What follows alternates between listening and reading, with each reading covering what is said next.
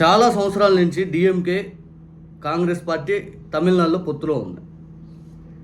TVK Vijay majority సీట్లు గెలవడంతో ఒక్కసారిగా Congress party డిఎంకేని వదిలేసి టీవీకే వైపు నడిచేసింది. డిఎంకే దీని మీద తీవ్రంగా స్పందించింది.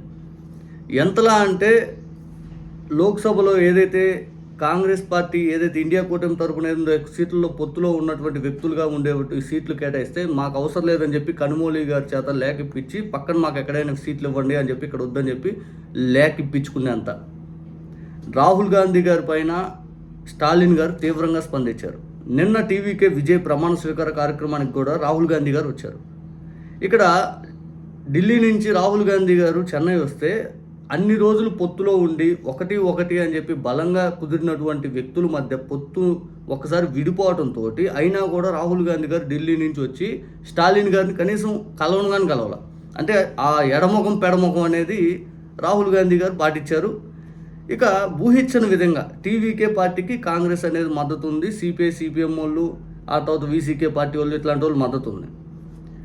విజయ్ గారు ఈరోజు స్టాలిన్ గారి ఇంటికి వెళ్ళి స్టాలిన్ గారిని అయితే కలవడం జరిగింది. గెలిచాక మొట్టమొదటిసారి స్టాలిన్ గారిని అయితే ఆయన కలిశారు. ఆ తర్వాత వైకో గారిని కూడా కలిశారు.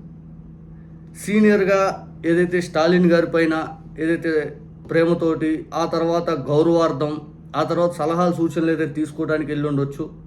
కానీ ఇక్కడ రాహుల్ గాంధీ గారు ఎడముఖం పెడముఖంగా పొత్తులో ఉన్నటువంటి వ్యక్తి, అన్ని రోజులు ఉన్నటువంటి వ్యక్తి కూడా కనీసం స్టాలిన్ గారి పైన కృతజ్ఞత అనేది చూపించాలి. కనీసం ఒక్క స్టేట్మెంట్ కూడా ఇవ్వాలి ఈనాటికి కూడా. కానీ విజయ్ గారు ఏం పట్టించుకోకుండా ఆయన ముఖ్యమంత్రిగా స్టాలిన్ గారి పైన గౌరవార్థం ఏదైతే సలహాలు సూచనలు తీసుకోవడానికి వెళ్ళడం మాత్రం శుభపరిణామం.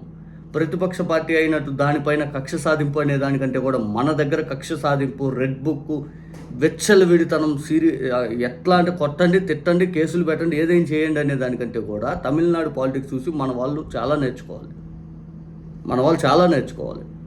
ఇంకో పక్క వైకో గారిని కూడా విజయ్ గారు కలవటం జరిగింది. ఈ పాలిటిక్స్ అయితే మంచి అని చెప్పొచ్చు. ఎందుకంటే సీనియర్స్ గౌరవం, తర్వాత సలహాలు సూచనలు పెద్దవాళ్ళ దగ్గర నుంచి తీసుకోవడం, కొత్తగా ముఖ్యమంత్రి అయిన వ్యక్తి ఇలాంటి అన్ని రాజకీయాల్లో ముందుకెళ్ళి ఆలోచనతో చేసుకోవడం మంచిదే, గెలిచిన వెంటనే కలవడం.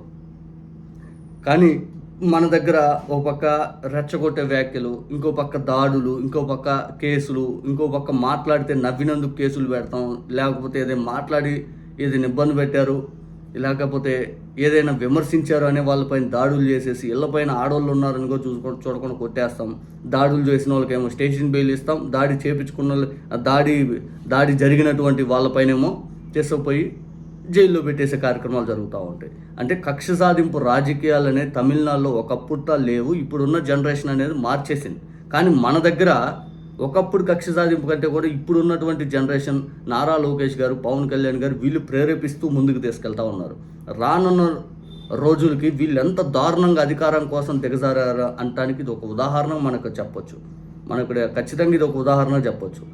ఇంకా క్లియర్గా చెప్పాలనుకుంటే ఇక్కడ అధికారం కోసం దౌర్జన్యం చేస్తాం, కొట్టేస్తాం, తిట్టేస్తాం, మాయమాటలు చెప్పేస్తాం, అబద్ధాలు చెప్పేస్తాం, ఎమోషన్ సినిమా డైలాగులు చెప్పిస్తాం. ఏదైనా కానీ అంతిమంగా భూస్థాపితం చేయాలి పక్క పార్టీని, ప్రజా సంస్థలు ఎత్తే వాళ్ళని ఇబ్బంది పెట్టాలనే ధోరణిలోనే ఈ ప్రభుత్వం ఇక్కడ పయనిస్తుంది.